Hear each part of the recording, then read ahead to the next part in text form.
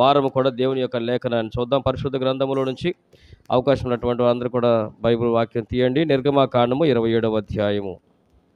నిర్గమాకాండము 27వ అధ్యాయము 3వ వచనాన్ని మరొకసారి చదువుకుందాము. దాని బూడిద ఎత్తుటకు కొండలను, గరిటెలను, గిన్నెలను, ముండ్లను, అగ్ని పాత్రలను చేయవలెను. ఈ ఉపకరణములన్నీ ఎత్తడితో చేయవలెను. దేవుడి మాటలు దీవించునుగాక. చిన్న ప్రార్థన చేసుకుందాం. ప్రార్థనా సహాయం ద్వారా లేఖన ధ్యానం చేద్దాం కొద్ది నిమిషాలు. మహోన్నతమైన మా గొప్ప తండ్రి, మీ ఘనమైన పరిశుద్ధ నామానికి వందనాలు, స్తుతులు, స్తోత్రాలు. మా ప్రభుని యేసుక్రీస్తు నామములో చెల్లిస్తున్నాము. నా ప్రభువా, పరిశుద్ధాత్మ ప్రేరణతో నా తండ్రి మమ్మల్ని అందరినీ మీ ఆత్మలో ప్రేరేపించి నాయన నీ మందిరమునకు సమకూర్చినందుకు మీకు వందనాలు. గడిచిన దినములన్నీ కూడా ప్రభా, మీరు ఇచ్చినటువంటి ప్రభా క్షేమాన్ని బట్టి మీకు కృతజ్ఞతాస్తుతులు చెల్లిస్తున్నాము. నాయన ఈ దినము కూడా పాటల్లో, ప్రార్థనలో, ఆరాధన అన్నింటిలో మీరు సహాయం చేస్తూ వచ్చారు. నీ లేఖను ధ్యానం చేయబోతుండగా మరొకసారి నా ప్రభా మీ అగ్ని నా అపవిత్రమైన నా పెదవులపై వేయండి. పరిశుద్ధమైన నీ మాటలు ప్రకటించక యోగ్యత అనుగ్రహించి కృప ద్వారా వచ్చినటువంటి ప్రభా ఈ రక్షణ సంకల్పాన్ని నాయన మీ కృపలో నుంచే ప్రకటించి అనేకుల హృదయాలు తేటపరిచి నా తండ్రి నీ చిత్తానుసారం మా బ్రతుకులు స్థిరపరచమని యేసయ్య పరిశుద్ధ నామమున అడుగుతున్నాను మా పరలోకపు తండ్రి, ఆమేన్. మంచిది. చదవనటువంటి వాక్య భాగంలో నుంచి ఒక కుండలను గురించినటువంటి మాట. దేవుడు చిన్న చిన్న పాత్రలు మనం కూడా ధ్యానం చేసేది అత్యధికంగా చేస్తున్నామంటే దేవుడి సన్నిధిలో చిన్న పాత్రలు కూడా దేవుడు ఎలా వాడుకుంటాడో అని చెప్తున్నాం. ఎందుకంటే మన అందరం చూస్తున్నాం, దేవుడి సన్నిధిలో ఎక్కువ కానుకిచ్చేటువంటి పేర్లు ఎక్కువ చెబుతూ ఉంటారు. లేదా ఎక్కువ దేవుడికి సహాయం చేశాడంటే దేవుడు చర్చికి ఇచ్చినటువంటి వాడు. బయట బోర్డు 10 రూపాయలు ఇచ్చారు కానుక అనుకోండి, వాళ్ళ పేరు ఇప్పుడు చర్చి బయట వేస్తారా? చర్చి 10 రూపాయలు కానుక ఇచ్చారు, వాళ్ళ పేర్లు రాసి బోర్డు పెడతారు బయట. పలానా వాళ్ళు తెనాలి రవీంద్రబాబు గారు 10 రూపాయలు మన చర్చికి ఇచ్చారని బోర్డు వేస్తారు ఎవరన్నా. అదే 10 లక్షలు ఇస్తే, అంటే 10 లక్షలు ఇస్తే బాగా అసలు మామూలు పెద్ద బోర్డు, చర్చి కంటే పెద్ద బోర్డు పడుద్ది అనుకుంటా దానికన్నా. కానీ అందులో ఇది కూడా ఉపయోగపడేది. 10 రూపాయలు అటువంటిది కూడా దేవుని యొక్క పరిచర్యలకు ఉపయోగపడేది. 10 లక్షలైనా ఉపయోగపడేది. కానీ జనాల దృష్టిలో ఏది గొప్పగా పైనటువంటి లక్షలు ఇచ్చినటువంటి పేర్లు వేస్తారు. అందుకని నేను చెప్తా ఉన్నాను, మనం కూడా దేవుని సంఘంలో వాక్యం చెప్పేటువంటి వాళ్ళ పేర్లు, దేవుని సంఘంలో వాయిద్యాలకు వాయించేటువంటి వాళ్ళ పేర్లు, ఇలా పేర్లు ప్రకటన చేస్తారు తప్ప దేవుడి సంఘాన్ని పలానాలు ఊడుస్తారని బయట పేరు మాత్రం, దేవుని యొక్క మందిరాన్ని ఊడ్చే వాళ్ళ పేరు ఉండదు. ఏమండి? అందుకని ఈ లోకంలో పై విచిత్రం ఏంటంటే దేవుడి గురించే వాక్యం చెబుతూ దేవుడు మనసు ఎలా ఉంటుందో తెలుసా? దేవుడు బలహీనలను గుర్తుపెట్టుకుంటాడు, చిన్నవాళ్ళని గుర్తుపెట్టుకుంటారు అని చెప్పే పాస్టర్ గారు అందరం మేము అదే చెబుతాము, మేము మాత్రం అదే పని చేస్తాం. ఇచ్చిత దేశం బలహీనులందరూ దేవుడు గుర్తుపెట్టుకుంటారని చెప్తాము, కానీ మన చర్చికి వచ్చేటువంటి వాళ్ళు వీళ్ళు బలహీనులైనటువంటి వాళ్ళు మనం మర్చిపోతూ ఉంటాం. అంటే బలహీనటువంటి వాళ్ళు, తక్కువ పని చేసేటువంటి వాళ్ళు, ఇది తక్కువ పరిచయం అయినటువంటి వాళ్ళని విలువ లేకుండా, గుర్తింపు లేకుండా చేస్తాం. అయితే లోకంలో మనం అలా విలువ లేకుండా చూసినా మన దేవుని సన్నిధిలో వాడబడిన ప్రతి పాత్రను దేవుడు గుర్తుపెట్టుకునేటువంటి ఆయన అన్నాడు. ఈ రోజున గడిచినటువంటి దినాల్లో మనం కుండల గురించి అక్కడ ఇత్తడి కొండలు చేయబడి ఉన్నాయి. ఇత్తడి కొండలు ఆ బూడిద ఎత్తుటానికి అనగా దహించబడినటువంటి ఆ బూడిదని ఎత్తడానికి దేవుడు ఆ పరిచయం రాసి పెట్టాడు. ఆ ప్రత్యక్ష గుడారంలో ఈ కొండలు కూడా ఎలాగ దేవుడితో వాడబడతాయని చెప్పి కొండల గురించి అనేక విషయాలు మాట్లాడుతూ వచ్చాం. కానీ ఈ పగటి కాలంలో ఒక విచిత్రమైనటువంటి సంఘటనతో మీ ముందు దేవుని యొక్క మాటలు చెప్పాలనుకుంటున్నాను. మంచి పాత్రని ఎవడైనా వాడుకుంటాడు. పగిలిపోయిన పాత్రలు వాడుకుంటారా? ఓటి పాత్రలు వాడుకుంటారా? కానీ దేవుడి సన్నిధిలో గనక ఉంటే, ఆయన సన్నిధిలో ఉంటే ఓటి పాత్ర కూడా వాడుకునే దేవుడు ఆయన. ఏ పాత్రలు? ఓటి పాత్రలు కూడా దేవుడు వాడుకుంటాడు. ఓటి కొండను కూడా పరిశుద్ధ గ్రంథంలో మీరు చూడండి ఒకసారి. కొండలను గురించి ప్రత్యక్ష గుడారం దగ్గర ఈ కొండలు చేసేటువంటి పరిచర్యను కూర్చున్నారు. ఈ రోజున నువ్వు కూడా దేవుని యొక్క బలిపీఠం దగ్గర రాగలిగితే, యేసుక్రీస్తు యొక్క సన్నిధికి నువ్వు రాగలిగితే, నువ్వు ఎంత బలహీనుడు అయినా ఏ పరిస్థితుల్లో నువ్వు ఉండా దేవుడు నిన్ను వాడుకుంటాడు. కానీ మనం మంచి కొండ అయితేనే వాడుకుంటాం కదండి, అది బాగుంటేనే వాడుకుంటాం, కానీ ఓటి కొండలు వాడుకోం. పరిశుద్ధ గ్రంథంలో మీకు సన్నివేశాన్ని ఒకటి గుర్తు చేసే లేఖనాన్ని కొద్ది నిమిషాలు వివరించడానికి ప్రయత్నం చేస్తాను. చదవండి ఒకసారి. కీర్తన గ్రంథం 31వ అధ్యాయము 12వ వచనం మీరు చూస్తే, కీర్తన గ్రంథము 31వ అధ్యాయము 12వ వచనం మీరు చూడండి. ఏం రాసి ఉంది అక్కడ?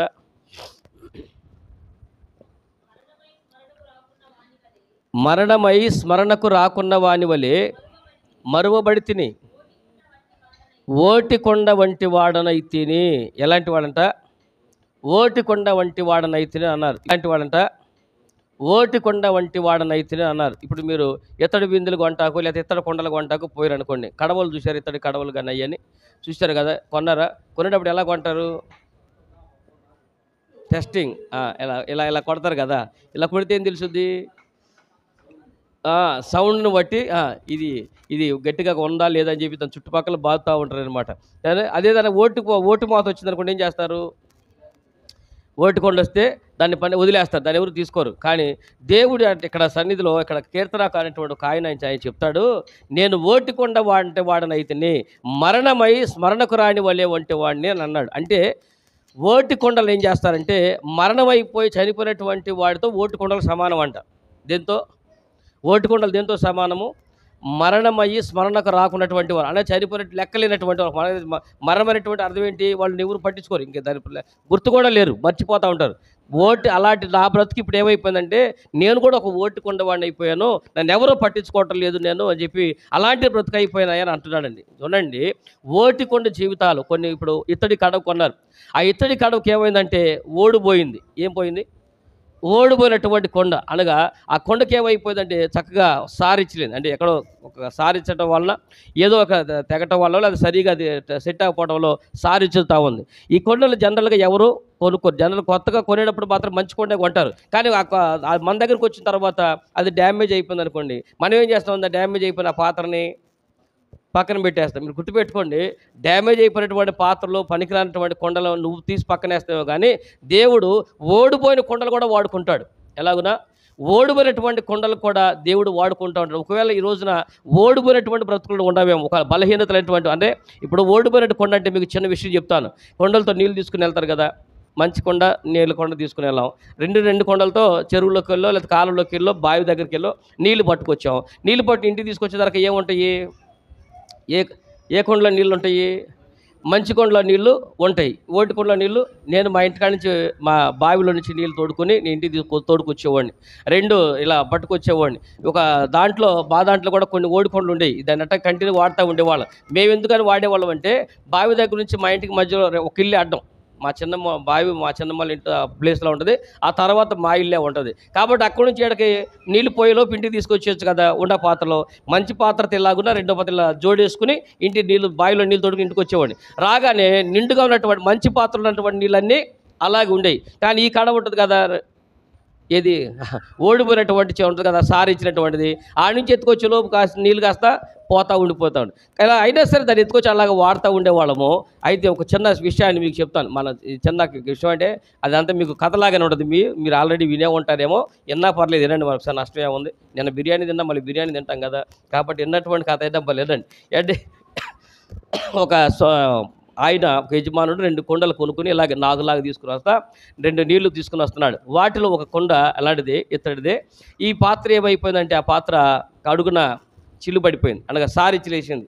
ఎత్తుకెళ్ళి నీళ్ళు తోడుకుని వస్తూ ఉంటే అవి 2 కొండలు తీసుకుని వస్తున్నాడు. 2 కొండలు తీసుకుని వస్తూ ఉంటే ఇంటికి వచ్చేదరికల్లా ఒక కొండలో నీళ్ళని సగం పైనే వెళ్ళిపోతూ ఉన్నాయి, ఒక కొండలో ఉంటున్నాయి. అయినా ఈయన వదిలిపెడతలే దేవుడిని.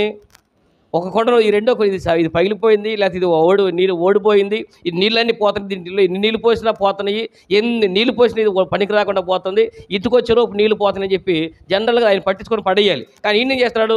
సంవత్సరాల తరబడి అలాగనే తీసుకుని వెళ్తూ ఉంటే చివరికి ఈ కొండలకి భాషిస్తే, అర్థమైందా? అంటే మనం కథ కదా, ఉపమానం కదా, ఈ 2 కొండలకి భాషిస్తే ఈ ఓడిపోయినటువంటి కొండ ఇది అడుగుతూ ఉంది, సార్ ఇప్పుడు అదంటే మంచి కొండ, దాన్ని తీసుకుని వెళ్తున్నావు, నేనంటే పగిలిపోయినటువంటి నేనేమో ఇలా సొట్టబడిపోయాను, నేను ఓడిపోయాను, నేనే నీళ్ళన్నీ పోతాను, నువ్వు ఎన్ని సంవత్సరాలు బట్టి తెస్తున్నావు, దాన్ని కనీసం నన్ను వాడుకోకూడదు, ఎందుకు నేను వాడుతున్నావు, నువ్వు వాడి నుంచి నీళ్ళు ముంచుకొస్తున్నావు, నీ ఇంటికి తీసుకొచ్చే లోపు అన్నీ మొత్తం సగం పైనే పోతున్నాయి, కాబట్టి దానికిలాగా నేను ఉపయోగపడలేకపోతున్నాను, అయినా నన్ను పక్కన పడే కూడా నువ్వు వాడుతున్నావు, ఎందుకని సార్ నువ్వు అని చెప్పేసి తను యజమాని అడిగితే ఆ యజమాని అన్నాడు, ఇప్పుడు ఈ 2 కొండలు ఉన్నాయి కదా, నేను నీకు చెప్తాను, నేను ఎందుకు తీసుకొస్తానని తెలుసా, నేను ఎందుకు వాడుతున్నాను తెలుసా అని ఆ కొండ మరి ఎలా విధిగా చెరువు కాడ తీసుకుపోయాడు. ఆ చెరువు కాడ తీసుకుపోయి ఇప్పుడు చెప్తాను, నేను ఈ చెరువు దగ్గర నుంచి వాళ్ళ ఇంటికి వెళ్ళే దారిలో ఆ రోడ్డు అమ్మట ఆయన ఏం చేశాడు తెలుసా, వరుసనే దున్ని ఒక లైన్ అంతా కూడా దున్ని పక్కన విత్తనాలు చల్లుకుంటూ వచ్చాడంట.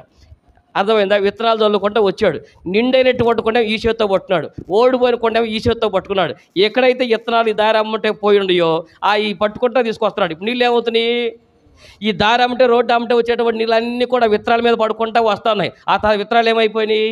ఈ నీళ్ళకి అవి మొలకెత్తినాయి. ఇంకొన్ని రోజులకి ఏమైపోయినాయి, అవి మొక్కలు అయిపోయినాయి. ఆ తర్వాత మానలు అయిపోయినాయి. ఇప్పుడు ఫలించే కాడకు వచ్చినాయి. ఇప్పుడు మీరు చెప్పండి, మంచిగుండ నీళ్ళు ఇంట్లోకి ఉపయోగించినాయి, కానీ బజార్లో అమ్మితే నీళ్లు పట్టి చూసావా, ఆ బజార్లో ఈ ఓడిపోయిన కొండలోంచి పడ్డ నీళ్ళన్నీ కూడా మొక్కల మీద పడి, ఆ మొక్కలు విత్తనాల మీద పడి, ఆ విత్తనాలు మొలకెత్తి మొక్కలు అయిపోయి, అవి చెట్లు అయిపోయి, అవి ఫలించే కాడకు వచ్చినాయి. దేవుడి స్తోత్రం కలుగును గాక.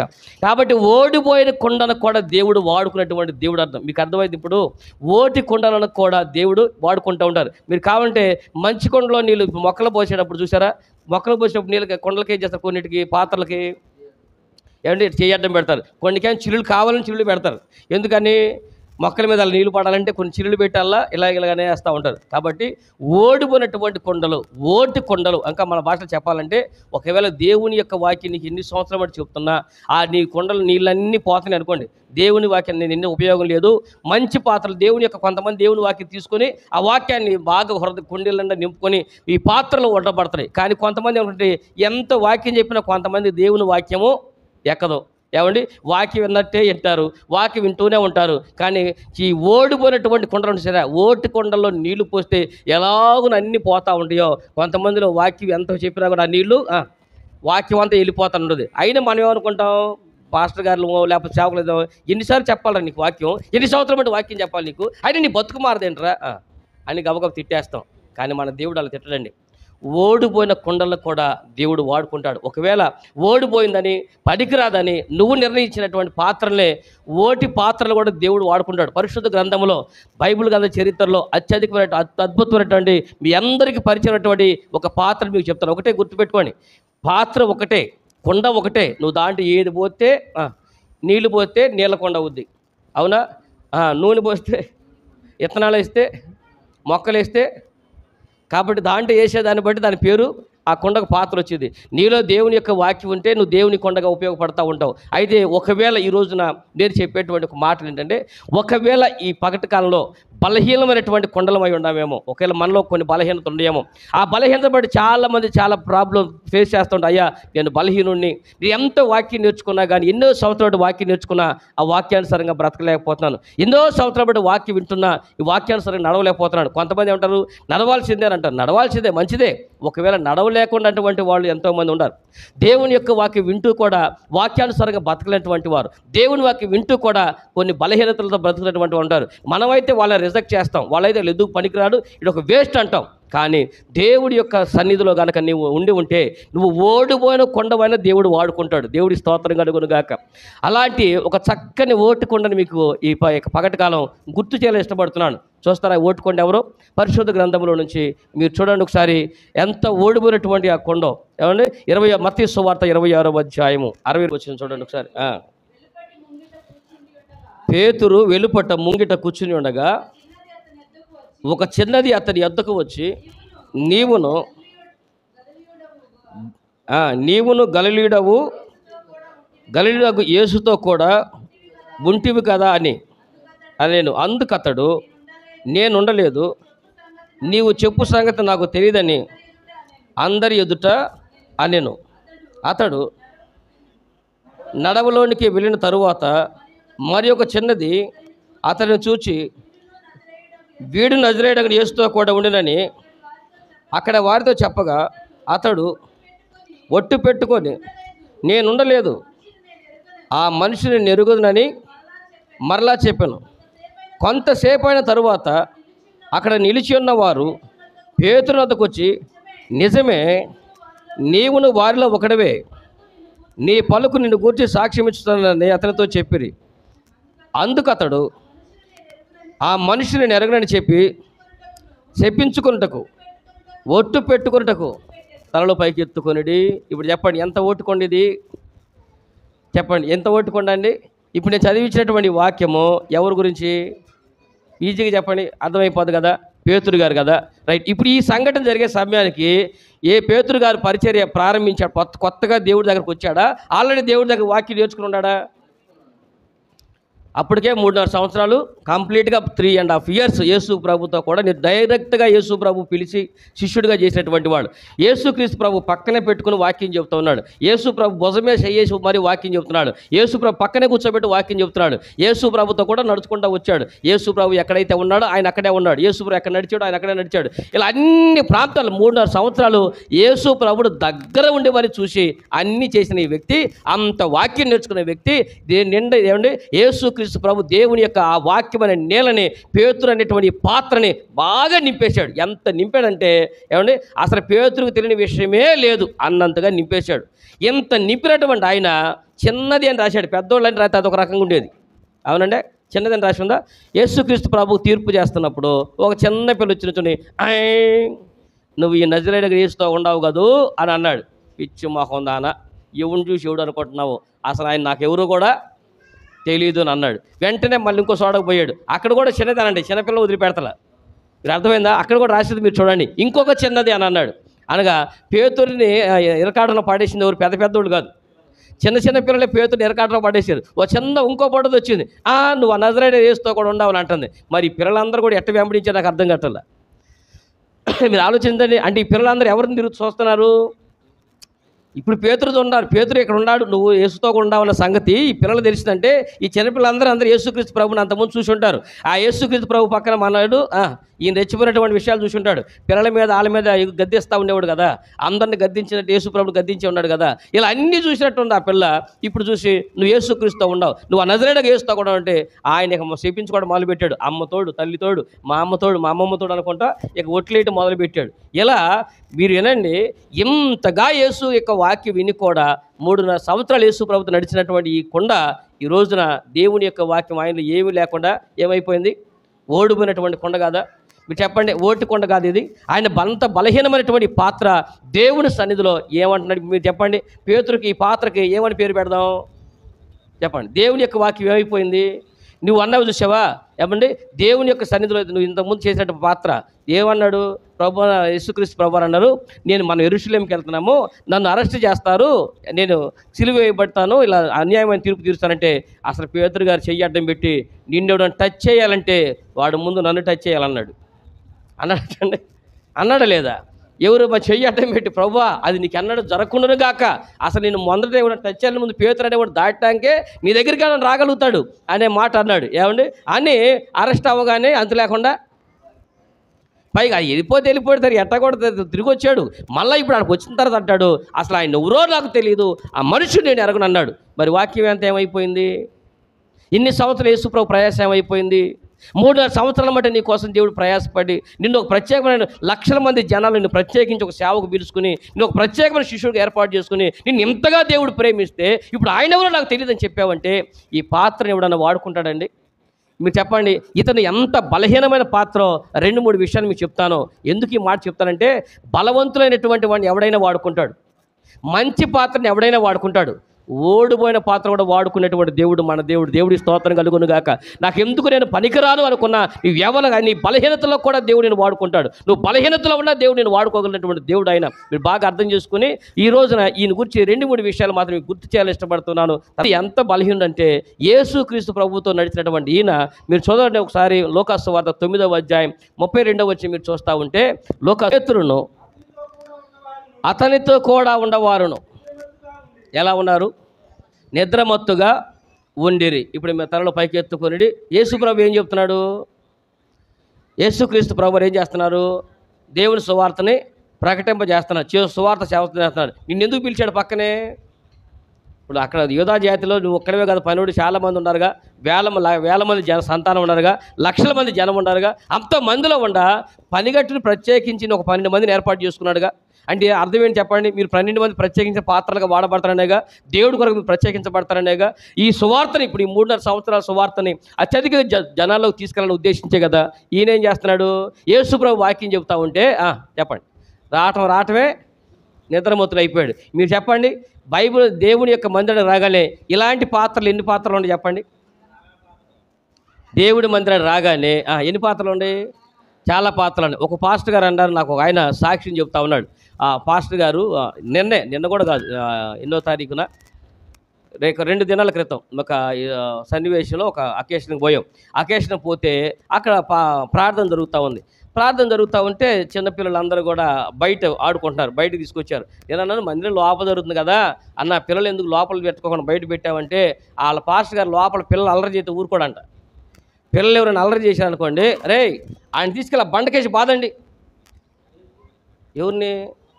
పిల్లల్ని తీసుకుని ఆ బండకేసి కొట్టండి అని చెప్పేసి అనేవాడు అంటండి. ఎలా ఉంటుంది చెప్పండి? ఇండియా తల్లికి ఎలా ఉంటుంది?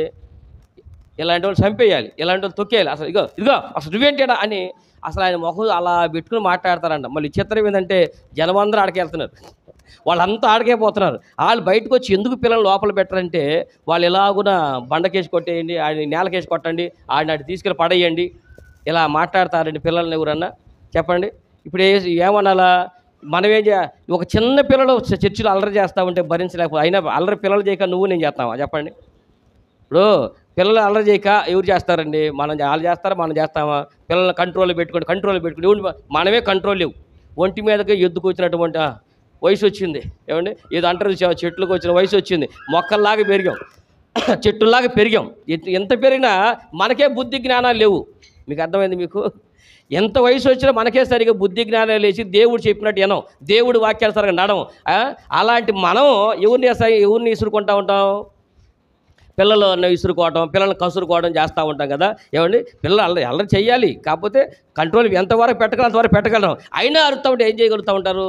ఏదో ఆ పిల్లలు ఏదో ఒక సైడ్ చేస్తూ ఉంటారు. అంత మాత్రమే పిల్లలు బండ్లకేసి కొట్టండి, రాళ్ళకేసి కొట్టండి, నేలకేసి కొట్టేయండి ఇలా చెప్తారని చెప్పండి. అంటే కొంతమంది ఆ పిల్లలు అనేటువంటి వాళ్ళని కూడా కాసేపు ఓర్చుకునేటువంటి వాళ్ళు ఈరోజు కంచుకో చిన్న చిన్న బలహీనత. అలాగే దేవుని మందిరానికి వస్తూ ఉంటారు. ఎంతమంది వాక్యం వింటారు చెప్పండి? దేవుని మందిరానికి వచ్చి శ్రద్ధగా వాకినటువంటి వాళ్ళు ఎంత? అత్యధిక శాతం మంది ఇలా మనం క్రిస్టియన్స్ కాబట్టి మందిరానికి వెళ్ళాలి కాబట్టి, వెళ్ళపోతే బాగోదు కాబట్టి ఖచ్చితంగా మన మందిరానికి వెళ్ళాల్సిందే. ఇది ఒక మనకు పంచువాలిటీ లాగా, ఇది ఒక మనకు ఆనవాయితీ లాగా. మనం వెళ్ళపోతే బాగోదని ఉద్దేశం తెలియటువంటి వాళ్ళ సంఖ్య ఎక్కువ. అర్థం కదా? కొంతమంది బ్లెస్సింగ్ టయానికన్నా వెళ్ళాలి. ఏంటి ఏ టయానికంట? బ్లెస్సింగ్ టయానికన్నా వెళ్ళాలి. అనగా మన తండ్రి అయిన దేవుని ప్రేమ, మన ప్రభుని యేసు క్రీస్తు కృప, పరిశుద్ధాత్మ అన్యోన్య సహవాసం కపక్కన తలకాయ పెట్టేస్తుంది. అంటే ఈ దీవెన వస్తే చాలు, అంతే తప్ప ప్రారంభం నుంచి దేవుడి మీద ఆసక్తితో, దేవుడి మీద ఉద్దేశంతో, ఇదిగో నా దేవుడితో నాతో మాట్లాడబోతున్నాడు, ఒకవేళ నేను దేవుడితో మాట్లాడుకోవాలి, నేను దేవుడితో గడిపేటువంటి సమయం అది అని ఉద్దేశించి వెళ్ళి ఆ వాక్యం చెప్పేటప్పుడు ఏ వాక్యం చెప్తున్నారు, అసలు ఏ వాక్యం వింటున్నాము, ఇది మరలా తిరిగి ఇంకొకరికన్నా చెప్పాలి అనేటువంటి ఉద్దేశించేటువంటి పాత్రలో ఎంతమంది ఉంటే చెప్పండి? అసలు అలాంటి ఉద్దేశం కలిగినటువంటి పాత్ర ఎంతమంది ఉంటారు? అయినా కూడా వినండి, ఈ మాట ఎందుకు చెప్పానంటే, దేవుని మందిరికి వచ్చిన తర్వాత అందరూ ఒకేలాగా ఉండరు, అన్ని పాత్రలు ఒకేలాగా ఉండవు. ఏదో ఒకటి బలహీనమైన పాత్ర ఉంటాయి. కొంతమంది మంది రావటం మధ్యాకాశానికి వెళ్ళిపోతారు. అర్థం కదా? రావటం మధ్యాకాశానికి వెళ్ళిపోయి కళలు కంటా ఉంటారు అన్నమాట అక్కడ. ఏంటి? ఎందుకంటే వాళ్ళు ఎంత వాక్యం చెప్పినా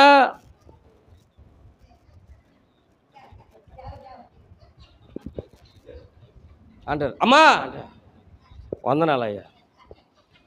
అసలు వాళ్ళకి అసలు మనం చెప్పే వాక్యానికి అర్థమవుతుందమ్మంటాం. అర్థమవుతుంది అయ్యా, అర్థమవుతుంది. ఎందుకు అర్థం కావట్లే? బాగా చెబుతుంది అంటారు. ఎలా చెప్పాడా వాక్యం? బాగా చెప్పాడయ్యా, బ్రహ్మాండం చెప్పాడు. అదే ఏం చెప్పాడమంటే, ఏదైనా చెప్పని అబ్బాయి మాత్రం బాగా చెబుతాడు అంటారు అంతే. ఇక బాగా చెప్పడం అనేది తప్ప చెప్పాలి, వాళ్ళకి ఉపయోగం అసలు అది ఎక్కుతుందో లేదో కూడా పట్టించుకునేటువంటి వాళ్ళు. ఇలా ఒక్కొక్కటి ఒక రకాలైనటువంటి వాళ్ళు ఉంటారు. ఏమండి, నేను అనుకుంటాను ఈ వారసత్వం మన కాడ నుంచి వచ్చిందేమో. పేతురు దేవుడి సన్నిధిలో ఉంటా నిద్రపోతున్నటువంటి సన్నివేశం మనం చూస్తూ ఉన్నాం. అయినా దేవుని ఎంతగా వినండి, ఇలాంటి నిద్రపోయే ఒక వ్యక్తిని కూడా దేవుడు వాడుకుంటున్నాడుగా. అంతేకాదండి, పేతురు గారు చేసినట్టు మీకు ఇంకో గుర్తు చేస్తాను. ఆయన విసిగించడం మామూలుగా ఉండదు. పెద్ద అన్ని వాక్యం తెలిసిన లాగా అన్ని తలుపుతాడు. పేతురు అర్థమవుతుందా? వాక్యం నీకు అర్థమైందా? అర్థమైంది ప్రభు అంటాడు. ప్రభు నాకు సందేహం ఉంది అనుకుంటూ వచ్చాడు. మీకు గుర్తుంది కదా, నాకు సందేహం ఉంది ప్రభు అన్నాడు. ఏంటి ప్రభు అన్నాడు? నా సహోదరుడు నా ఎడల తప్పు చేస్తే నేను ఎన్నిసార్లు క్షమించాలి? గుర్తుందా మీకు? ఏమండి, ఏం చేయాలా? ఏమండి, నా సహోదరుడు నా ఎడల తప్పిదం చేస్తే 18వ అధ్యాయం అనుకుంటా, మత్తయి సువార్త 18వ అధ్యాయం 21వ వచనంలో పేతురు గారు యేసుక్రీస్తు ప్రభు దగ్గరికి వచ్చాడు. మరి అన్ని నేర్చుకున్నటువంటి వాడు ఆయన గారు ఎలా ఉంటారు చూడండి ఒకసారి. ఆ సమయమున పేతురు ఆయన యొద్దకు వచ్చి, ప్రభువా, నా సహోదరుడు నా ఎడల తప్పిదం చేసినట్లా నేను ఎన్ని మార్లు అతను క్షమించవలను? ఎన్నిసార్లు? 7 సార్లు మట్టుగా అని అన్నాడు. ఇప్పుడు మీ తలలో పైకి ఎత్తుకోనండి. ఈయన పరిస్థితి ఏంటి చెప్పండి? అన్నీ యేసుక్రీస్తు ప్రభు దగ్గరికి వచ్చావు, ఏదో నేర్చుకుని అడిగేవాడికి లాగా ప్రశ్న అడిగేవాళ్ళ గబగబా వచ్చాడు. నా సహోదరుడు నా ఏళ్ళ తప్పిదం చేస్తే ఎన్నిసార్లు క్షమించాలి ప్రభువా అని అన్నాడు. ఆయన ప్రశ్నే సరిగా ఉందా? మీరు ఆయన వేసిన ప్రశ్న సరిగా అనిపించిందా? మీకు అనిపించిందా చెప్పండి? ఇలా అడుగుతారు ప్రశ్న ఎవరన్నా? చెప్పండి, ఎవరు అడుగుతారు? నీతిమంతుడు అయితే అడుగుతాడు. మనం బాగా నీతిగా బతుకుతున్న వాళ్ళం అయితే అడుగుతారు, ఏమని? నా ఎడలు తప్పుతుందని తెలిస్తే మనం ఎన్నిసార్లు క్షమించమంటావు, వాడికి ఎన్నిసార్లు ఛాన్స్ ఇవ్వమంటావు అనాలి. నిజానికి సరైనటువంటి విధానం కలిగినటువంటి వాడు, వాక్యం తెలిసినటువంటి వాడు, ఏది నిజంగా వాక్యంతో బతికోడు ఏమిటో తెలుసా? ప్రభువా, నేను ఎవడి ఎడలైనా తప్పు చేస్తే వాడు నన్ను ఎన్నిసార్లు క్షమిస్తాడు అని అడగాలి. ఎవరు అంటే తప్పు ఎవరు చేస్తారు? నా ఎడలు ఎవడైనా తప్పిదం చేస్తే అన్నాడు అంటే తప్పు ఎవరు చేయరు? మీకు అర్థమైందా? మనం తప్పు చేయం, మన ఎడలు ఎవడైనా తప్పు చేస్తే వాడికి ఎన్ని ఛాన్స్ ఇవ్వమంటావు, ఎన్ని అవకాశాలు ఇవ్వమంటావు అని అంటాడు అనమాట. అంటే ఇప్పుడు ఈయనెవరు? ఆ మాట మీకు అర్థమైందా? నా ఎడలు తప్పు చేస్తే నేను ఎన్నిసార్లు క్షమించాలి అన్నాడు, కానీ నేను ఎవడైనా తప్పు చేస్తే అనే మాట వాడలా. అంటే ఈయన ఏం చేయడు? అది అన్నమాట సంగతి. ఈయన వేసే ప్రశ్నలు కూడా ఎలాగ వేసాడంటే, మనం తప్పు చేయము, మన ఎడలు ఎవడైనా తప్పు చేస్తే వాడిని ఎన్ని ఛాన్సులు ఇవ్వమంటావు అని అన్నాడు. అని ఛాన్సులు కూడా ఈయనే వేస్తాడు.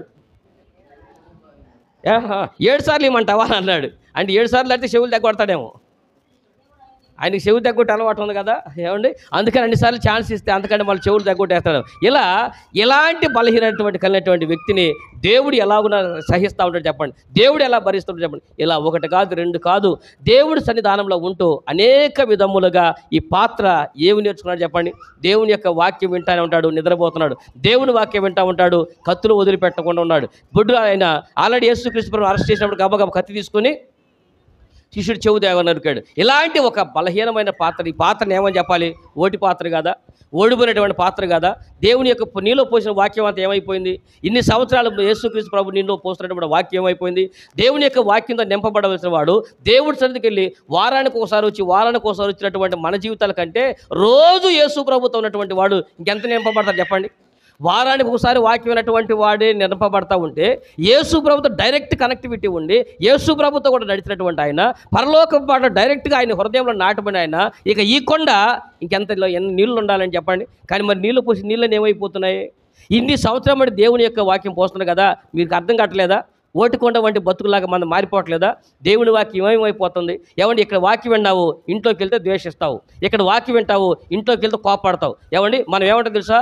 తన కోపమే తన శత్రువు, తన శాంతమే తనకు రక్ష. ఎలాగా చెప్పండి? ఏం పాట? మీరు చెప్పండి. కోపం ఉన్నటువంటి మీరు కోపము చెప్పండి. కోపం ఎవరి లక్షణం చెప్పండి? పిచ్చ కోపం ఎవరి లక్షణం చెప్పండి? మీకు క్వశ్చన్. కయ్యూనికి ఏమొచ్చింది? హేబేలు మీద కోపం వచ్చింది, అవును కదండి? కోపం రావటం వల్ల ఏమైపోయింది? ఆ కోపమే పాపముగా మారిపోయింది. దేవుడు అంటే కోపపడకుడు కానీ పాపము చేయకూడదు అన్న కోపం కూడా పరిశుద్ధమైనటువంటి కోపం వేరు, అనగా దేవుని యొక్క సన్నిధి కోసం రోషమైనటువంటి కోపం వేరండి. కానీ ద్వేషంతో కూడినటువంటి కోపం ఉండదు కదా. దేవుని యొక్క వాక్యం ఉన్నావు, దేవుని యొక్క వాక్యానికి వస్తున్నావు, ప్రతి సంవత్సరం ప్రతి వారం దేవుని వాక్యం వింటున్నావు, ఇదిగో దేవుడి సన్నిధి ఎలాగ ఉండాలి, ఇదిగో దేవుని వాక్యం నువ్వు నేర్చుకోవాలి, నీలో కోపం ఉండకూడదు అని చెప్తున్నావు. ఇంటికి వెళ్ళి ఏం చేస్తావు? నీ కోపం ప్రదర్శిస్తావు. ఇప్పుడు ఈ నీళ్ళన్నీ ఉండట్ట పోయినట్ట, నువ్వే కొండవి మాట్లాడరే? ఓటికొండలే కదా అంటున్నా, ఓటికొండ బ్రతికే కదా. నీ కొండలో నీళ్ళన్నీ పోయినట్టు అర్థం ఏంటి? ఓటికొండలో నీళ్ళన్నీ పోతూ ఉంటాయి అంటే కొండే పేరుకి, అది పాత్రే, అది పేరుకి పాత్రే, కానీ అందులో నీళ్ళు పోసిన తర్వాత అవన్నీ పోతాయి అంటే ఏమనుకుంటాం? ఇది ఓడిపోయినటువంటి కొండ, ఓటికొండ, దీంట్లో నీళ్ళన్నీ కూడా పోతనే చెబుతున్నాం. ఇప్పుడు దేవుని యొక్క వాక్యం మనం ఎన్నిసార్లు వింటా ఉండి ఆ వాక్యంతో మనం నింపబడుతూ ఉండి ఆ వాక్యానుసారంగా బతకలేదంటే మనం ఏ కొండలమే? ఓటికొండలమేగా. మీరు చెప్పండి, ఓటికొండ బట్టి ఇట్లాంటి బ్రతుకుల్ని దేవుడు ఎలా భరిస్తున్నాడు, ఎలా సహిస్తూ ఉన్నాడు, ఏమి వింటున్నాం చెప్పండి? ఒక దేవుడు చెప్పినటువంటి ఏ మాట కూడా మన జీవితంలో నెరవేర్చుకోకుండా ఏ వాక్యం ఎన్నో సంవత్సరం బట్టి చెప్తున్నాం. అమ్మ, ఇదిగో మీరు దేవుడు యేసుక్రీస్తు వాక్యం వింటున్నారు కదా, ఈ వాక్యాన్ని మీరు ఇతరులకు వెళ్ళి బోధించండి, ప్రకటించండి అన్నాడు. మీరు పరిశుద్ధ గ్రంథంలో మీ అందరికీ బాగా తెలిసినటువంటి ఒక సన్నివేశాన్ని గుర్తు చేస్తాం. ఏమండి, ఒక పాత్రలు ఎలాంటి పాత్రలు దేవుడు వాడుకుంటున్నాడో, ఏంటి ఓటుకున్నటువంటి పేతురును కూడా దేవుడు వాడుకుంటా ఉన్నాడు. ఏమండి, పేతురులో బలహీనతలు ఉన్నాయి. పేతురు దేవుడి యొక్క వాక్యం వింటూ కూడా బలహీనమైన పాత్ర బతుకుతున్నాడు. కానీ ఒక రోజున ఒక ఓటి పాత్ర అనేటువంటి ఒకటి, ఓటి కొండ వంటి ఒక జీవితం యేసు ప్రభు దగ్గరికి వచ్చింది. మీ అందరికీ బాగా పరిచయమైనటువంటి వాక్యమే యోహాను సువార్త 4వ అధ్యాయం. యోహాను సువార్త 4వ అధ్యాయంలో మీ అందరికీ బాగా పరిచయమైనటువంటి ఒక సన్నివేశం మీకు గుర్తు చేస్తాను, చూడండి ఒకసారి. యోహాను సువార్త 4వ అధ్యాయము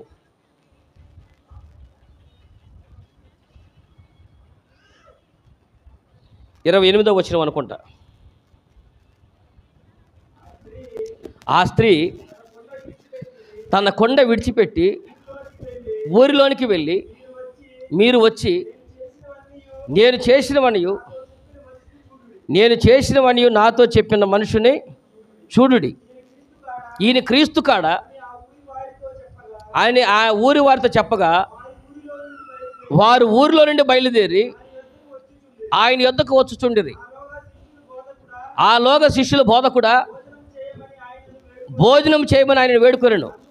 అందుకు ఆయన, భుజించుటకు మీకు తెలియని ఆహారము నాకు ఉన్నదని వారితో చెప్పగా, మీ తలలో పైకి ఎత్తుకొనిడి, మీ ఆత్మదీపాలలో వెలుగుతూ ఉండేవాడిని. ఇక్కడ కూడా ఒక కొండ మోసుకొచ్చిన సంగతి మీ అందరూ తెలుసు కదా. ఎవరి అమ్మాయి? ఏం పేరు పెడదాం? ఏమైనా పేరు పెడదామా? ఏమైనా పేరు పెడతారా? ఏం పెట్టరా? లేదా అక్కడ ఆమె పేరు ఏం రాలేదా? సమరయ స్త్రీ, అంతేనా? బావి యొద్ద సమస్య బాగా ఫేమస్, క్రైస్తవ సార్వత్రిక సంఘంలో బాగా ఫేమస్ అయిపోయినటువంటి సంఘటన అనమాట ఇది. ఎవరు? ఈ స్త్రీ కూడా కొండ తీసుకుని వచ్చి నీళ్ళు తీసుకుపోవటానికి వచ్చినట్టు సంఘటన మనకు తెలుసు కదండి. అప్పుడు యేసుక్రీస్తు ప్రభు వారు ఆగుతానమ్మా, నువ్వు అందరూ ఉదయం సాయంత్రం నీళ్ళు ఎత్తుకెళ్తుంటే నువ్వేమో ఇలా మధ్యాహ్నం నీళ్ళు ఎత్తుకెళ్తున్నావు, కాబట్టి నువ్వు ఒక పని చేయి, ఇట్లా నేను ఇచ్చే నీళ్ళు నువ్వు తాగితే నీకు ఎప్పటికీ మళ్ళీ ఇలాంటి మధ్యాహ్నం నీళ్ళకి వచ్చే కర్మ నీకు పట్టదో, నీకు ఇలా పొద్దాక దాహానికి రావస్తలేదని లేదని దేవుడు యేసు ప్రభు చెప్పారు. చెబితే అవునా అని చెప్పేసి ఆమె ఏ డిస్కషన్ చేసో తెలుసు. నువ్వు నాకు నీళ్ళు ఇటాకి నువ్వు యాకోబు కంటే గొప్పడు అని డైలాగులు పెట్టేసింది. ఏమండి, నువ్వు మా పితరుడైనటువంటి యాకోబు కంటే గొప్పడు అని అంది. ఈ బావి దొరికినటువంటి యాకోబు కంటే నువ్వు గొప్పడు అంది. మా పితరుల కంటే నువ్వేమన్నా గొప్పడు అని ఇన్ని ప్రశ్నలు వేసినటువంటి ఆమె జీవితాన్ని యేసుక్రీస్తు ప్రభు వారు ఒక మాట ఆమె బ్రతుకుని మార్చిన తర్వాత ఆమె ఏం చేసింది? ఆమె గబగబా యేసుక్రీస్తు ప్రభు ఒక వాక్యం చెప్పాడు. చెప్పిన తర్వాత ఆవిడ ఏం చేసింది? నా చాలా థ్యాంక్స్ ప్రభా, మీకు కృతజ్ఞతాస్తుతులు చెల్లిస్తున్నాను, నా బ్రతుకు మార్చారు, చాలా థ్యాంక్స్ అని చెప్పేసి వెళ్ళిపోయిందా? ఏం చెప్పండి. నువ్వు ఏమో యేసుక్రీస్తు ప్రభు ఆమె చెప్పింది ఒకటే వాక్యం, నీ బ్రతుకు అమ్మ ఇలా ఉంది, నీ జీవితం ఇలాగ ఉంది, కాబట్టి నేను నీకు జీవజలం ఇస్తాను, ఈ జీవజలం నువ్వు తాగు, నీ బ్రతుకు ఎంత వేసారిపోయిన నీ జీవితాల్లో నలిగిపోయిన చితికిపోయిన నీ జీవితం ఉంది కదా, ఈ బద్దలైపోయి నీ బ్రతుకుని బాగు చేసే నా మాటినని యేసుక్రీస్తు ఆ మాట చెప్పగానే ఆమె ఆ కొండాడు వదిలిపెట్టేసి నేరుగా ఊర్లోకి వెళ్ళిపోయి ఏం చెప్పింది? నేను చేసినవన్నీ నాతో చెప్పినటువంటి వాడిని నేను చూశాను, ఈయన క్రీస్తు కాడా అని చెప్పి వాళ్ళందరూ లాక్కొచ్చింది. ఎవరి దగ్గరికి? యేసు ప్రభు దగ్గర. ఒక్కరోజు దేవుడు యేసుక్రీస్తు ప్రభు వారు ఈ వాక్యం చెబితే ఈ పాత్ర ఎలా ఉంటుంది తెలుసా? దేవుని యొక్క వాక్యాన్ని మోసుకెళ్ళినటువంటి పాత్ర వెళ్ళిపోయి ఈ మామూలుగా వచ్చినటువంటి ఆ కొండ అయితే విడిచిపెట్టింది, కానీ ఇప్పుడు క్రీస్తు వాక్యంతో నింపబడినటువంటి కొండ వెళ్ళిపోయి అందరికీ సువార్త చెప్పి, రండి మా ఊరు మీరు అందరూ రండి అని అన్నారు. ఏంటే వచ్చేదే నీ మాట అనేది ఏంటంటే, పిచ్చి మొహం దానా, నా బ్రతుకు నా గురించి చెప్పాడు, నా బ్రతుకు అంతేంటో చెప్పాడు, నేను ఏం చేశాను నాకు చెప్పాడు, రండి మీరు అందరూ కూడా అని ఊరందరిని ఎత్తుకొచ్చి యేసు ప్రభు పాదాల దగ్గర నిలబెట్టింది. అవునా?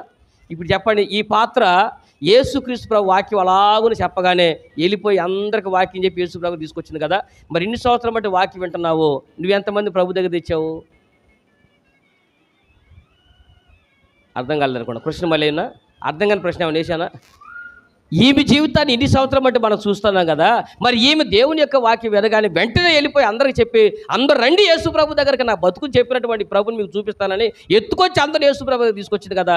ఏమండి, మరి ఈ పాత్ర దేవుడి కొరకు ఎలా ఉపయోగపడితే, దేవుని యొక్క వాక్యం విన్నప్పుడు ఒక కొండలాగా ఆ వాక్యం విన్నటువంటి మనం దేవునికి ఉపయోగపడే పాత్రలాగా ఉండొద్దండి. కానీ ఇప్పుడు మనం చదువుకున్నామే హీరో గారు, ఎవరు? మన పేతురు గారు. యేసుక్రీస్తు ప్రభు వారు చెప్పిన వాక్యం అంతా ఈయన ఏం చేశాడు తెలుసా? మీరు చదవండి ఒకసారి యోహాను సువార్త 21వ అధ్యాయము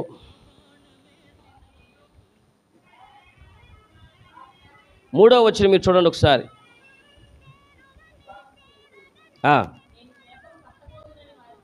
సీమోను పేతురు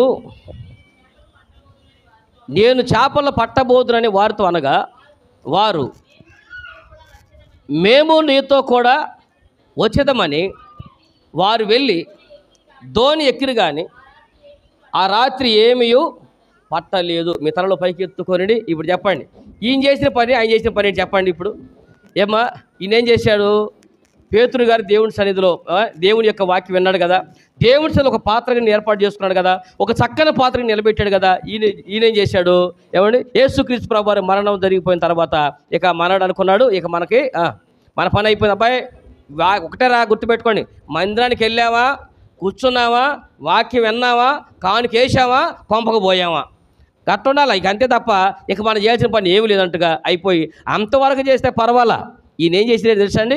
ఈయన తిరిగి ఏ చేపలు పట్టే వృత్తిలో నుంచి దేవుడు తీసుకొచ్చాడో, గోసిగుడ్డ పెట్టుకుని నీసు కంపు కొట్టుకుంటూ కులహీనులుగా, బలహీనులుగా, దళహీనులుగా బతికినటువంటి మన జీవితాన్ని ఇప్పుడు యేసు ప్రభు చక్కగా సూటు పుట్టేసుకుని సువార్త చెప్పరా బాబు అని బయటికి తీసుకొచ్చాడు. ఒకప్పుడు గోసిగుడ్డలు పెట్టుకుని చేపలు పట్టుకున్నాం కదా. ఒకవేళ మనం అలాంటి పరిస్థితిలో ఉన్నటువంటి జీవితం కదా మనది.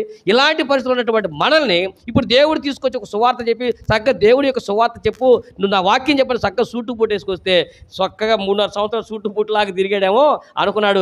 అబ్బే ఇది కాదని చెప్పి యేసుక్రీస్తు ప్రభు అటు వెళ్ళగానే ఇక మనోడి తీసుకుని బయలుదేరి ఎడకి, నేను చేపలు పట్టడానికి వెళ్తున్నాను, మీరు కూడా ఎంతమంది చూసారా? ఈయన ఒక్కడే పాడైంది కాదు, మళ్ళీ మీరు అర్థం చేసుకోండి. ఈయన చేపల పట్టకి ఈయన ఒక్కడే పోటలా, ఆ మిగిలినటువంటి 10 మందిని కూడా అప్పటికి ఒక వికెట్ పడిపోయింది కదా, ఆ మిగిలినటువంటి 10 మందిని కూడా తను వెనక్కి తిప్పుడు రండి మీరు కూడా వద్దని చెప్పి వాళ్ళని కూడా తీసుకెళ్ళి, మరి ఏముంది నీలో వాక్యం? దేవుని కనీసం వాళ్ళన్నా బాగుండేటువంటి వాళ్ళు. నీకు ఇన్ని సంవత్సరాలు వాక్యం చెప్పినా నీ బ్రతుకు మార్చుకోలేదు. ఇన్ని సంవత్సరాలు వాక్యం చెప్పినా దేవుడు నీ పేరు మారినా నీ బ్రతుకు మారలా. వినండి, యేసుక్రీస్తు ప్రభు ఆల్రెడీ ఇంకోసారి పేరు మార్చాడు. గుర్తుందా మీకు? ఏమని పెట్టాడు? సీమోన్. ఏమని పేరు పెట్టాడు? నీ పేరు సీమోను కదా, ఇక్కడ నుంచి నీ పేరు ఇక సీమోను కాదు, నీ పేరు ఇక పేతురు అని పేరు పెట్టాడు. పేరు పెట్టినటువంటి ఆ పేరు తగ్గట్టు బ్రతికా. సీమోన్ అంటే ఏంటి? రెల్లు వంటి వాడు, ఊగేటువంటి వాడు, కదిలేటువంటి వాడు. పేతురు అంటే రాయి వంటి వాడు. మనవాడు ఎలా ఉన్నాడు? ఇంకా ఆ ఊగిస్తలాడుతూ ఊగుతానే బ్రతుకుతానే ఉన్నాడు. పేరు మారినా కానీ బ్రతుకు మాత్రం మారకుండా అలాగే చదువుతున్నాడు. మీరు చెప్పండి, పోసిన వాక్యం పోసినట్టుగా, వేసిన వాక్యం వేసినట్టుగా, నింపిన వాక్యం నింపినట్టుగా అతనిలో నుంచి మొత్తం కూడా వెళ్ళిపోయింది. ఇలాంటి పాత్రని ఎవరైనా ఏమైనా చేస్తారు చెప్పండి. ఈయన పాడైంది కాక కనీసం పాడైపోయి 10 మందిని కూడా ఒరే బాబు నాదేదో నా బతుకునే బతుకుతున్నా, మీరన్నీ సువార్త చేసుకోండి అని చెప్పాలి. కానీ వాళ్ళు ఏం చేశారు? నువ్వట్టు వెళ్తే నేను కూడా ఏం చేస్తాను, మేము ఖాళీగా ఉంటావా, నువ్వు చేపలు పడితే మేము పీతలు పడతావా అని మేము కూడా వస్తామని చెప్పి మొత్తాన్ని వెనక్కి తిప్పాడు. అసలు ఏమకి ఇప్పుడు మీరు చెప్పండి, సిగ్గు ఎవరికి ఉండాలి చెప్పండి? సమరయ స్త్రీని చూసినా మన బతుకు సిగ్గు రాకపోతే ఎలాగా చెప్పండి? పైగా సమరయ స్త్రీ వాక్యం ఎవరు తెలుసు? ఇప్పుడు ఈ పాత్రకు ఉంది కదా, ఇప్పుడు ఈయనకి సమరయ స్త్రీ గురించి తెలుసా లేదా? ఒక్కరోజు వాక్యం వినే ఊరందరినీ యేసుప్రభు దగ్గర తీసుకొచ్చినటువంటి ఆమె ఎలాగ పాత్రగా ఉపయోగపడింది. జీవితంలో ఇన్ని సంవత్సరాలు నీ బతుక్కి, ఇన్ని సంవత్సరాలు వాక్యం విన మన బతుకు కనీసం దేవుడి యొక్క కొంతమందిని తేవాలని కూడా, కనీసం దేవుడి వాక్యం ప్రకటించాలని కూడా లేకోకుండా, పైగా దేవుని యొక్క వాక్యం ప్రకటించబోయావు, పైగా నువ్వు తిరిగింది కాక మిగిలిన కూడా వెనక్కి తిప్పుకొని, అందుకే ఆయనను కూడా మిగిలిన కూడా వెనక్కి తిప్పుకెళ్ళి వీళ్ళందరూ కూడా అదే జీవితాన్ని తీసుకుపోయాడు. అంటే ఇప్పుడు చెప్పండి, మీలో పోసిన వాక్యం అంతా ఏమైపోయింది చెప్పండి? అదంతా కూడా ఓడిపోయినటువంటి కొండలాగా దేవుని సన్నిధిలో ఈరోజు నీ పాత్ర అన్ని దేవుడి వాక్యం ఎంత నింపినా ఆ వాక్యం అంతా వెళ్ళిపోతుంది. మీరు చెప్పండి, మన బ్రతుకు సమరయ స్త్రీకి దగ్గరకు ఉందా, పేతురుకు దగ్గరకు ఉందా చెప్పండా? ఎగ్జాక్ట్లీ ఏ బతుకి సమరయ స్త్రీ దేవుడి యొక్క వాక్యం విని ఊరందరూ ప్రభు దగ్గర తీసుకొచ్చా. కనీసం వెళ్ళి చెప్పింది, నా బ్రతుకుని చెప్పినటువంటి ఆయన ఉండడని. కానీ ఈయన ఏం చేశాడు? ఇప్పుడు యేసుక్రీస్తు ప్రభు గురించి చెప్పుకోకుండా, పైగా ఏ వృత్తిలోంచి బయటకు వచ్చాడో అదే వృత్తి కాడకి వెనకెళ్ళి చేపలు పట్టుకుంటాకి వెళ్ళాడు. ఇలాంటి బలహీనమైన ఘటము, ఇలాంటి పాత్రని దేవుడు ఒకనాడు ఏం చేసి తెలుసండి? ఈ పాత్రను మామూలుగా అయితే నువ్వో నేనో ఇలాగ చేస్తే మనం పడేసేవాళ్ళం. అదగల బలహీనమైన భార్య అయితే వదిలేస్తారు, బలహీనమైన యొక్క భర్త వదిలేస్తారు, బలహీనమైనటువంటి పిల్లలు మనం చాలా విసుకుంటా, వాళ్ళ విషయంలో చాలా అసహించుకుంటాం. అనేది తప్పు చేశారనుకోండి, వాళ్ళు ఎంత అసహించుకోవటం ఇలాగ చేస్తూ ఉంటాం. ఈ పాత్రలు మనం ఇలా చేస్తాం. కానీ ఓడిపోయినటువంటి పాత్రను కూడా, ఓటుకున్నటువంటి ఈ పాత్రను కూడా దేవుడు ఎలాగ వాడుకున్నంటే, ఒకనాడు ఇదే పాత్రను నిలబెట్టి ఓడిపోయినటువంటి ఇలాంటి బలహీనుని కూడా ఒక రోజున దేవుడు ఆయన నిలబెట్టి 120 మంది ప్రార్థన గదిలో ఉన్నప్పుడు ఆయన చేత వాక్యం చెప్పించాడండి. అపోస్తుల కార్యముల గ్రంథము 2వ అధ్యాయంలో మీరు చూస్తే 40-41 వచనాల్లో ఆయన మాట్లాడుతూ ఉంటే ఎంత గొప్ప కార్యం జరిగిందో మీరు చూడండి ఒకసారి. కాబట్టి అతని వాక్యం అంగీకరించినటువంటి వారు బాప్తీసం పొందిరి. ఆ దినమందు ఇంచుమించు 3,000 మంది చేర్చబడి. గట్టిగా చప్పట్లు కొట్టి దేవుడు కనపరచండి. ఇంచుమించు ఆ దినం 3,000 మంది చేర్చబడి. ఎవరిని వాడుకున్నాడు చెప్పండి? ఇప్పుడు ఓటి కొండని దేవుడు బయట పడేశాడా? ఇప్పుడు ఇలాంటి దేవుడి యొక్క వాక్యంతో నింపబడి కొండ, ఓడిపోయినటువంటి కొండ, ఇది ఎందుకు పనికిరాని కొండ అని దేవుడు పడేశాడా? మీరు దీన్ని బట్టి ఒక మాట నేను మీకు చెప్పాలని ఇష్టపడుతున్నాను. ఏంటంటే దేవుడి సన్నిధిలో ఉండు చాలంతే. దేవుడి సన్నిధిలో ఉండు. ఒకవేళ నీకు బలహీనత ఉందా ఉండు, నీ బలహీనత బట్టి నువ్వు గెట్టేసి వెళ్ళిపో అని చెప్పి నెట్టేది కాదని. నువ్వు బలహీనుడు అయినా ఉండు, నువ్వు బలహీనురాలవైనా ఉండు, నువ్వు ఒకవేళ బలహీనత జయించలేకపోయినా ఉండు. అర్థం కదా? నీ బలహీనత నువ్వు జయించలేకపోయినా నీ బలహీనతలో నీకు తోడేటువంటి దేవుడు ఒక రోజున మీకు సన్నివేశాన్ని గుర్తు చేస్తాను అంతే. అపోస్తులైనటువంటి పౌలు అనేటువంటి ఒక ఆయన ఉన్నాడు. ఆయన వచ్చి ప్రభు సన్నిధిలో బాధపడుతున్నాడు. అయ్యా, నాకు ఈ ముళ్ళు ఉంది, నేను నా వల్ల కాటలేదు, ఏమండి మంచి చేయాలని కోరిక ఉంది, నేను మంచి చేయలేకపోతున్నాను అనేటువంటి కోరికతో చాలా బాధపడుతున్నాడు. మీరు కావండి రోమాపత్రిక 7వ అధ్యాయము 17వ వచనం. ఇకను దాన్ని చేయునది నా యందు నివసించు పాపమే కానీ నేను కాదు. నా యందు అనగా నా శరీరమందు మంచిది ఏదియు నివసింపదని నేను ఎరుగుదును, మేలైనది చేయవలని కోరిక నాకు కలుగుచున్నది, కానీ దానిని చేయుట నాకు కలగటలేదు. నేను చేయగోరు మేలు చేయక చేయకూడని కీడే చేయుచున్నాను. నేను కోరిన దానిని చేసిన యెడల దానిని చేయనది నా యందు నివసించు పాపమే కానీ ఇకను నేను మరి ఎవరు చేస్తున్నారు చెప్పండి? మీకు మాట అర్థమైంది? మరి ఎవరు చేస్తున్నారు చెప్పండి? మీకు మాట అర్థమైందా? అయ్యా, మంచి చేయమన్న కోరిక నాకు ఉంది, కానీ చేయవలసిన మంచి చేయలేక చేయకుండా కీడే చేస్తున్నాను. చెప్పండి, ఈ కొండ బతుకు ఎంతమందికి ఉంటుంది? క్రైస్తవ జీవితంలో మంచి బతుకు చాలామందికి ప్రార్థన చేయాలని కోరికే ఉంటుంది. ఏమంటే చాలామంది దేవుడు నమ్ముకున్నటువంటి సంగతి చెప్తున్నా. యేసు ప్రభు నమ్ముకున్న తర్వాత ప్రార్థన చేయాలని కోరికే ఉంటుంది, కానీ చేయటం మాత్రం చాలా కష్టం. వాక్యం చెప్పాలని ఆసక్తి ఉంటుంది, కానీ వాక్యం చెప్పడం మాత్రం కుదరదు. అంటే అన్నీ చేయాలనిపిస్తూ ఉంటుంది, కానీ ఏం చేస్తుంది తెలుసా? చెయ్యాలన్న మంచి చేయకున్నటువంటి కీడే చేస్తున్నాం. ఒకనాడు పౌలు భక్తుడు సగటు ఒక విశ్వాస యొక్క బాధ ఎలా ఉంటుందో, దేవుని నమ్ముకున్న తర్వాత ఒక వ్యక్తి ఎలాగున ఓటికొండ బ్రతుకుతూ ఉంటాడో పౌలు ఈ మాట చెప్తున్నాడు. అని పౌలు అంటాడు, అయ్యా ఇదిగో ఎన్నో మంచి పని చేయాలని కోరుకున్నట్టు ఉండగాని చేయవలసిన మంచి చేయకుండా కీడే నేను చేస్తున్నాను అంటే. ఇంకో మాట చెబుతానండి, రోమాపత్రిక చెప్పిన ఈ సాక్ష్యము పౌలు సాక్ష్యం కాదండి, రాసింది పౌలే, కానీ ఇది పౌలు సొంత సాక్ష్యం కాదు. నిజముగా ఒక వ్యక్తి రక్షణలోకి వచ్చిన వ్యక్తి యొక్క మన సంఘర్షణ ఎలా ఉంటుంది అంటే, కొత్తగా రక్షించబడినటువంటి వాడు మంచి చేయాలని కోరుకుతూ ఉంటాడు, కానీ మంచి చేయలేకపోతూ ఉంటాడు. ఏమంటే పాపం చేయకూడదు అనుకుంటూ ఉంటాడు, కానీ పాపం చేయకూడదు అనుకుంటానే ఉంటాడు, పాపం చేస్తూ ఉంటాడు. అది ఏదో విధంగా ఏ బలహీనతల నుంచి వెళ్ళిపోతూ ఉంటాడు. అయ్యో నేను ఎంత దౌర్భాగ్యుణ్ణి అనే మాటతో ఈ అధ్యాయం ముగించబడతా ఉంటుంది. 7వ అధ్యాయం ముగించబడిద్దండి. అంటే ఈ మాట చెప్తాను, దేవుడి సన్నిధిలో ఎంత వాక్యం వింటున్నా అది ఉపయోగం లేని పాత్రగా ఉండిపోతారు. ఎంత వాక్యం వింటున్నా ఆ వాక్యం అంతా వెళ్ళిపోతూ ఉంటుంది. ఇలాగ నా పరిస్థితి ఉంది, నా పరిస్థితి ఏంటి ప్రభువా అని అన్నాడు. ఒకనాటి తన బలహీనతలో కూడా ప్రభువా ఇదిగో నాలో ఈ ముళ్ళు ఉంది, నాలో ఈ బాధ ఉంది, నా పరిస్థితి ఏంటి ప్రభువా అంటే, అప్పుడు దేవుడు అన్నాడు, నా కృప నీకు, చెప్పండి పెద్దగా, నా కృప నీకు, బలహీనతలో ఉన్నాను ప్రభు అంటే దేవుడు ఏమంటున్నాడు? నా కృప నీకు చాలను, కానీ ఇంత బలహీనుడు నువ్వేంటారు నాకు ఉపయోగపడి వెళ్ళిపో అని అన్నాడండి. బలహీనమైనటువంటి వారిని వెళ్ళిపోని అన్నాడు. అంటే దీన్ని బట్టి గుర్తుపెట్టుకోండి, ఓటి పాత్రలు కూడా దేవుడు వాడుకునేటువంటి దేవుడు ఉన్నాడు, ఓడిపోయినటువంటి పాత్రలు కూడా దేవుడు వాడుకుంటాడు. ఒకవేళ మంచి పాత్రగా ఉండాలని కోరిక ఉంటే మంచిది, మంచి పాత్రగా ఉంటే మరి ఎక్కువ మంచిగా దేవుడు వాడుకుంటాడు. ఒకవేళ ఇంకా నా బలహీనత ఇలా ఉన్నాను ప్రభువా, నా పరిస్థితి ఏంటి ప్రభు అంటే, గుర్తుపెట్టుకోండి, నువ్వు బయటికి వెళ్తే ఆ బలహీనతలు మరీ ఎక్కువైపోతాయి, మరి ఎక్కువ లోకంలో కలిసిపోతావు. కానీ దేవుడి తల్లిలో ఉంటే నీ బలహీనత ఏదైతే ఉండాలో అది ఎరిగినటువంటి దేవుడు ఖచ్చితంగా నిన్ను వాడుకుంటాడన్న సంగతి మాత్రం మర్చిపోబాకండి. మీ అందరికీ తెలిసిన మరొక మాట గుర్తు చేసేసి వాక్యాన్ని ముగించడానికి ప్రయత్నం చేస్తా. శాంసన్ తెలుసా? శాంసన్ గుర్తున్నాడండి? ఎలాంటి పాత్ర అది? బలమైన ఏ కొండ అది? దేవుని సన్నిధిలో బలమైనటువంటి పాత్రగా వాడబడినటువంటి శాంసన్ మీ ఎలాంటి పాత్రగా వాడబడ్డాడో మీ అందరికీ తెలుసు. ఏమండి, ఆయన గురించి నేను చెప్పడానికి ఏముంది, మీ అందరికి బాగా తెలిసిందే. పైగా విశ్వాసులు, సీనియర్ విశ్వాసులు కాబట్టి ఇంకా నేను పెద్దగా చెప్పేటువంటిది ఏముంది, గుర్తు చేసుకోండి మీరు. జనరల్గా ఆయన శాంసన్ ఎలాంటి బలవంతుడు, ఏమండి పచ్చి గాడిద దవడతో 1000 మందిని మట్టి కనిపించేటువంటి వీరుడు. ఆయన చేసేటువంటి ఎలా ఉందో, ఒక రోజున సోరేకు లోయలో ఉన్నటువంటి దెలీలా ఇంటికి వెళ్ళాడు. ఎలాగునా అభిషేకం అనేటువంటి ఒక వ్యక్తి ఎవరితో సహవాసం చేస్తున్నాడు? ఏమండి సోరేకు లోయలో వేసి దగ్గరికి పోయాడని వాక్యం చెప్తా ఉంది కదా. అలాగున్నే గాజా పట్టణంలోకి వెళ్ళారు. ఎవరి దగ్గరికి వెళ్ళాడు? గాజా పట్టణంలో అక్కడ ఒక వేసి దగ్గరికి వెళ్ళాడు. మీరు చెప్పండి, ఒక పక్క దేవుడు వాక్యంతో నింపబడ్డవాడు, ఒక పక్క దేవుని యొక్క వాక్యం నీళ్ళతో నింపబడినవాడు, ఈ వ్యక్తి ఎక్కడి దగ్గరికి వెళ్ళాడు? మీరు జస్ట్ గుర్తు చేసుకొని కావాలంటే ఏమైతే దాంట్లో ఈ దేవుడి దగ్గరికి వెళ్ళేటువంటి పాత్ర 16వ అధ్యాయం అనుకుంటా, న్యాయాధిపతుల గ్రంథంలో 16వ అధ్యాయంలో ఉంటుంది.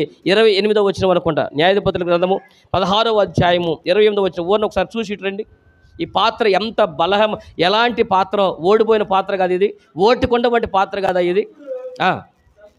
అప్పుడు సంసోను, యెహోవా ప్రభువా దయచేసి నన్ను జ్ఞాపకం చేసుకోను, దేవా దయచేసి ఈసారి మాత్రం నన్ను బలపరచుము, నా 2 కళ్ళ నిమిత్తము ఫిలిస్తీన్లలో ఒక్క మారే దండించి పగ తీర్చుకొను. ఇప్పుడు మీరు ఈ పరిస్థితి దాకా ఎక్కడ దాకా వచ్చింది చెప్పండి? నా కళ్ళు ఇప్పుడు పోయినాయి ప్రభువా అని అన్నాడు. అంటే కళ్ళు పోవడానికి ఎక్కడికి వెళ్ళాడు? ఎక్కడ కళ్ళు తీసేశారు చెప్పండి? ఈయన ఢిల్లీలో దగ్గరికి వెళ్ళి చిత్తుగా మత్తుగా గమ్మత్తుగా తాగేసేసి ఆమె చేసి తెలుసా, మనవాడిని లాలన చేసిందంట. ఎక్కడ? అక్కడ చక్కగా తొడ మీద పుడకబెట్టి లాలన చేసింది. చెప్పాలంటే అనుకుంటా శాంసన్ అంటే ఈ మనవాడికి ఉన్న బలం ఎక్కడ? తల. ఆ తల ఎవరి దగ్గర ఉంది ఇప్పుడు? ఏమంటే ఈశ్వర ఎవరి చేతికి ఇచ్చాడు? ఢిల్లీలో చేతికి ఇచ్చాడు. ఇప్పుడు చెప్పండి, దేవుని యొక్క వాక్యంతో వేసిన కొంప తొక్కకూడదన్నటువంటి ఆలోచన ఉన్నటువంటి దేవుడి యొక్క వాక్యం వదిలేసి, ఏమండి నువ్వు వాళ్ళ అమ్మ కూడా చెప్పారు, నువ్వు పుట్టి తన గర్భంలో నీ గర్భంలో పొట్టబోని మొదలుపెట్టి ఏనాడు నువ్వు ద్రాక్షరసం ముట్టుకోకూడదని చెప్పాడు, నువ్వు ద్రాక్షరసం తాకూడదని చెప్పాడు, అనగా నువ్వు మత్తురాలుగా ఉండకూడదని చెప్పాడు. కానీ ఈయన ఏం చేస్తాడు? పొట్టబోయి నీ బిడ్డ కూడా తన క్షవరం చేయొద్దు, అలాగే అతను ద్రాక్షరసం ఇవ్వద్దు అని చెప్పాడు. కానీ ఇప్పుడు ఎక్కడున్నాడు? ముట్టకూడదన్న ద్రాక్షరసం తాగుతున్నాడు. ఎవరు కొంప తొక్కకూడదని చెప్పాడో అదే కొంపలో ఉన్నాడు. ఆ కొంప దగ్గర ఉండి కూడా ఏమండి ఆమె తొడల మీద ఉండి ఆయన లాలన చేస్తూ ఉండగా ఆ సందర్భంలో ఫిలిస్తీన్లు వచ్చారు. ఫిలిస్తీన్లు రాగానే ఏం చేశారు చెప్పండి? శాంసన్ ఫిలిస్తీన్లు వచ్చారు అన్నాడు. దేవుడు వాడుకున్నాడు, వాడుకోలేదా చెప్పండి? ఈయన ఎంతగా ఓడిపోయిన కొండ అంటే ఈరోజు తన ఎంత బలవంతుడైనా చివరికి వేశ్య సాంగత్యంలోకి వెళ్ళి పడిపోయి అక్కడికి వెళ్ళి తాగి అక్కడ వాళ్ళు ఇచ్చినప్పుడు ద్రాక్షరసం తాగి మత్తుగా పడిపోయి ఆత్మీయత మొత్తం వదిలిపెట్టుకున్నాడు, ఆత్మీయతలతో దిగజారిపోయాడు. అయినా ఊరంతా దేవుడు ఇలాంటి వాళ్ళకైతే ఊరైతే మన పాస్టర్ గారు అయితే గ్యారెంటీ తీర్పు చేసి ఎట్లాంటి వాడిని వేసేయండి అనేవాడు కదని చెప్పండి. వేసే సాంగత్యం చేసి ప్రార్థనకు వస్తావా, సిగ్గులేదని నీకు అని చెప్పి తిట్టేసేవాడు. కానీ దేవుడు ఆయన అయినా వదిలిపెట్టలేదండి. అలా కూడా అంటే అంత ఓడిపోయిన కొండను కూడా దేవుడు ఒకనాడు అతని పాత్రని మరలా తిరిగి వాడుకున్నాడు. ఓడిపోయినటువంటి ఆ కొండ శాంసన్ ఫిలిస్తీన్లు వచ్చినంటే టక్కుమని లేచాడు, మళ్ళా తన్నాడు. అతని మీద ఎప్పుడైతే అభిషేకాన్ని తీసేశాడో, అభిషేకం వెళ్ళిపోయిందో బలహీనుడైపోయాడు. బలహీనమైపోయిన ఈ పాత్ర, వాక్యం అంతా వెళ్ళిపోయిన పాత్ర, నీళ్ళన్నీ పోయినటువంటి పాత్ర, చివరికి ఆయన కళ్ళు కూడా పెరికేసి ఆయన అక్కడ నిలబెట్టారు.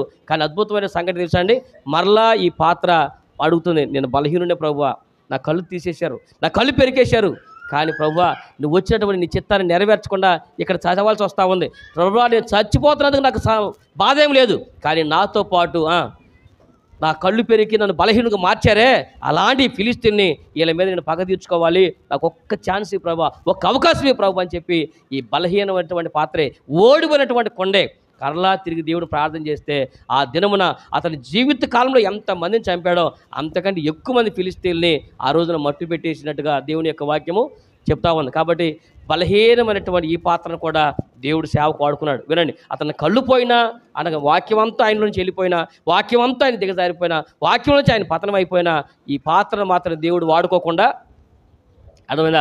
పాత నిబంధనలో శాంసన్ను ఎలాగున దేవుడు అలాంటి పాత్రను వాడుకున్నాడు. ఓడిపోయినటువంటి అయ్యా నేను ఓడిపోయినటువంటి కొండని మళ్ళీ స్మరణకు రాకుండా ఉండాలని చెప్పినటువంటి కీర్తనకారుడులాగా ఒక మాట చెప్తున్నాడు.